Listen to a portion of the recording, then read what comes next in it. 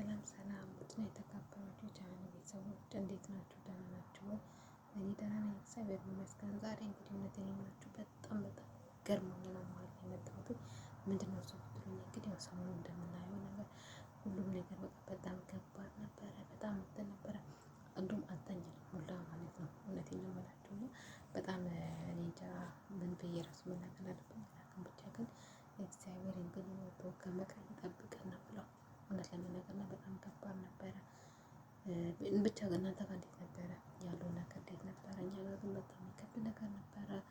ብቻ ይሄን ሁሉ መግለጽ ሆነ መናገር በጣም ይከብዳል፣ በጣም ከምነግራችሁ በላይ ማለት ነው። ብቻ ግን እግዚአብሔር እንደው እሱ ቸር ነው፣ እሱ አምላክ እግዚአብሔር አምላክ እንግዲህ እሱ ልጆቹን ጠባቂ ነው እና ሁላችሁም እንግዲህ በያላችሁበት ጸሎት አድርጉ። እውነት ትናንትና የተፈጠረው ነገር እንቅልፋችን አልተኛንም በቃ በታሪክ ማለት ነው። ምክንያቱም ለልጅ ጀምሮ ስልካችን ሲጮህ ነበር ያደረው። ስልካችን በቃ ጥሪ ነበር ያደረው። በቃ በያለበት ሁሉ በቃ ናሲ ነበረ ያደረው ማለት ነው።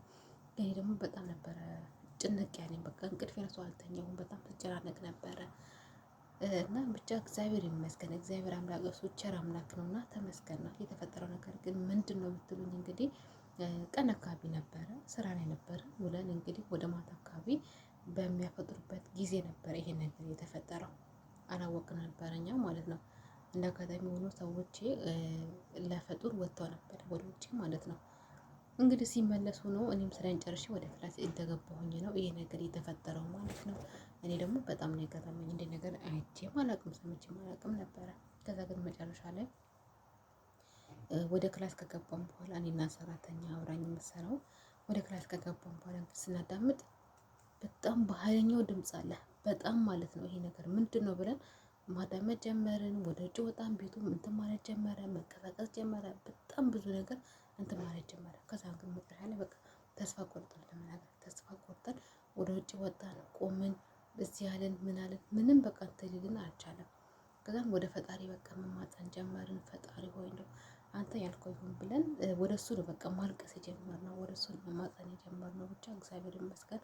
አሁንም ግን አለ፣ አልቀዘቀዘም። አንዳንድ ቦታዎች አለ አሁንም ቢሆን ግን እግዚአብሔር ይመስገን እችን ቀን ያሳየን ተመስገን ማለት ነው። እውነት ለመናገር እና በጣም ተጨናንቀን ነበረ። በቃ ምን እንደምላችሁ ራሱ አላውቅም ነበረ። ብቻ እግዚአብሔር ይመስገን።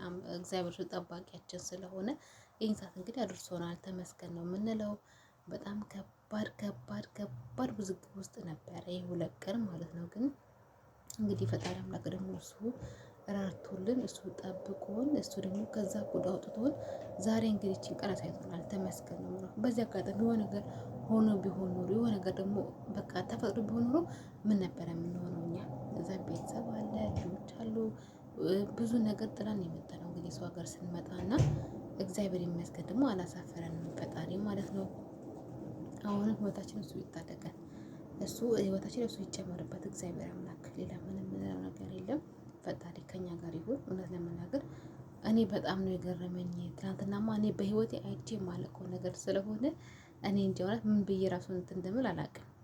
እውነት ለመናገር ብቻ ግን ባለ ነገር ሁሉ ማመስገን አለብን። በቃ እኛ ምንም ቢሆን ምንም ተመስገን ብቻ ማለት ነው ያለብን። እኛ እግዚአብሔር ቢኖረንም ባይኖረንም ምንም ቢሆን በቃ ተመስገን ማለት ነው ያለብን የሚለው ነገር ተምሬበታለሁ እዚህ ጋር ማለት ነው። የሆነ ነገር ተፈጥሮ ቢሆን እኮ በቃ የሰር ድካማችን ምንም በቃ ምንም ተሳንል በቃ ከባድ ነበረ። ብቻ እግዚአብሔር ይመስገን በዚህ ያልፎልናል። ተመስገን ነው የምንለው። እንግዲህ ይጠብቀን ነው እግዚአብሔር አምላክ ከእንዲህ አይነት ነገር ከእንዲህ አይነት ጉድ ፈጣሪ ይጠብቀን ነው። ሌላ ምንም የምለው ነገር የለም። እኔ ትልቅ ትምህርት ነው የወሰድኩበት በዚህ ነገር ላይ ማለት ነው። እናንተስ ምን ተማራችሁበት? እስቲ ከዚህ ነገር ላይ ምን በአንድ ቀን እንግዲህ በአንድ ቀን ነው የትናንትና እና ዛሬ ይሄ ነገር የተፈጠረው በአንድ ቀን ማለት ነው። እናንተ ደግሞ ከዚህ እንግዲህ ምን ተማራችሁበት? ምን አሰባችሁበት ከዚህ ነገር ላይ ማለት ነው? ብቻ እግዚአብሔር እሱ ኃያል ነው፣ እሱ ድንቅ አምላክ ነው። እግዚአብሔር ይመስገን ለዚህ አድርሶናል። የዛሬውን ቀንም እኮ አላሰብንም ነበረ። እንደውም ዛሬ ቀን እዚች ቦታ እንቀመጣለን እንቆማለን ብለን አላሰብንም ነበረ። ግን ፈጣሪ ይመስገን፣ ክብር ምስጋና ለሱ ይሁን።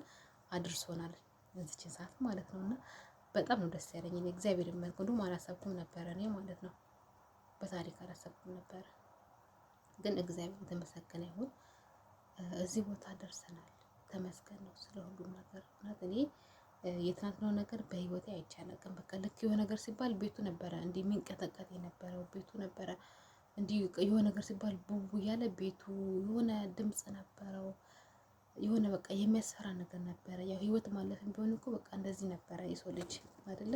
ግን ፈጣሪ ደግሞ ወጥቶ ከመቅረት እሱ ይጠብቀን። ወጥቶ ከመቅረት ፈጣሪ ይጠብቀን። እንግዲህ በጣም ከባድ ነው። በጣም እውነት ለመናገር የሰው ልጅ እንግዲህ ከሀገሩ ሲወጣ ብዙ ነገር አስቦ አልሞ ነው የሚወጣው። ብዙ ነገር ማለት ነው። የሆነ ነገር ሆኖ ቢሆን ኖሮ እንግዲህ አስቡት። እዛ ቤተሰብ አለ፣ ልጅ አለ፣ ምን አለ ብዙ ነገር ጥለን የመጣነው እኛ እንግዲህ ከሀገር ስንመጣ ያው ከዚህ ስንሄድ እንግዲህ ብዙ ነገሮችን ጥለን ነው የምንሄደው።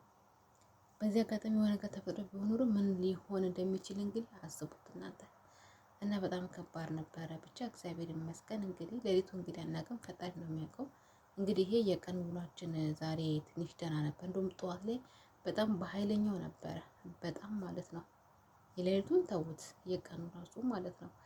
እና እግዚአብሔር ይመስገን እንግዲህ በዚሁ አልፏል ማለት ነው። ያው አሁንም ትንሽ ይቀራል ግን ቢሆንም ደግሞ የተወሰነ ይሻላል፣ የተወሰነ በጣም ይሻላል ከመጀመሪያው ማለት ነው።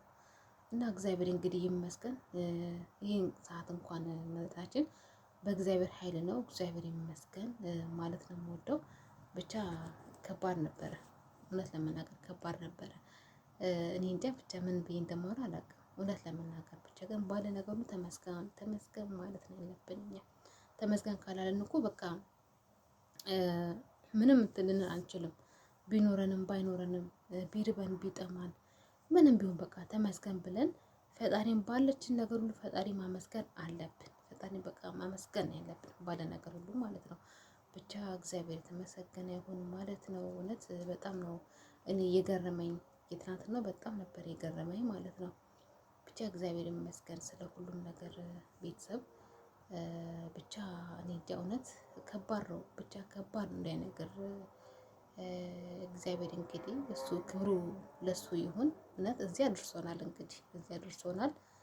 በጣም ነው ደስ ያለኝ እኔ አሁን እዚህ በመድረሳችን በራሱ ማለት ነው። ምክንያቱም የሆነ ነገር ሆኖ ቢሆን ኖሮ እንግዲህ ደግሞ አስቦት ምን እንደሚፈጠር ማለት ነው። አስቦት እንግዲህ ምን ሊሆን እንደሚችል እንግዲህ የሆነ ነገር ሆኖ ቢሆን ኖሮ ምን ነበር ሊሆን የሚችለው? ይሄን እንግዲህ ቆማችሁ አስባችሁታል? ይሄን ነገር የሆነ ነገር ሆኖስ ቢሆን ብላችሁ አስባችሁታል? ግን እግዚአብሔር ደግሞ ክፉንም አላሳየንም፣ ምንም መጥፎ ነገር አልገጠመንም። ተመስገን ነው እንግዲህ። እግዚአብሔር አምላክ ደግሞ አሁንም ያርቅልን ክፉን ነገር ማለት እወዳለሁ። በተረፈ ሰላማችሁ ይብዛ ውድ ቤተሰቦቼ። ያው ቪዲዮ መስራት አለብኝ ብዬ ነው እንግዲህ የመጣሁት ማለት ነው። ይህን ቪዲዮ የምቀርጸው እንግዲህ ከመሸ በኋላ ነው፣ እንደምታዩት ነው። ክፍላችን እንግዲህ ይቺ ናት። እዚች ውስጥ ነው እንግዲህ ቪዲዮ ምንም የምንሰራው፣ አይመችም እና እንዲያርገን ነው እንግዲህ እየሰራን ያለ ነው ማለት ነው። ውድ ቤተሰቦቼ ያው አመሰግናለሁ።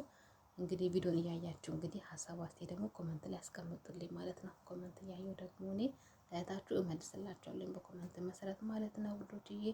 እንግዲህ ለዛሬ ያዝኩት ቪዲዮ ይሄንን ይመስል ነበረ።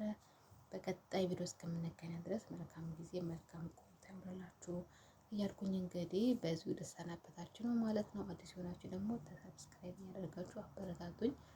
ቪዲዮንም ላይክ አድርጉ። ላይክ እያደረጋችሁ ለብዙ ሰው እንዲደርስ ደግሞ ሼር የሚያደርጋችሁ አበረታቱኝ ማለት እወዳለሁ። በያላችሁበት ሰላማችሁ ብዝት ትርፍርፍ ይበሉልኝ ያልኩኝ እንግዲህ እዚህ ጋር ቪዲዮ ነቀርተው ማለት ነው። መልካም ጊዜ ይሆንላችሁ።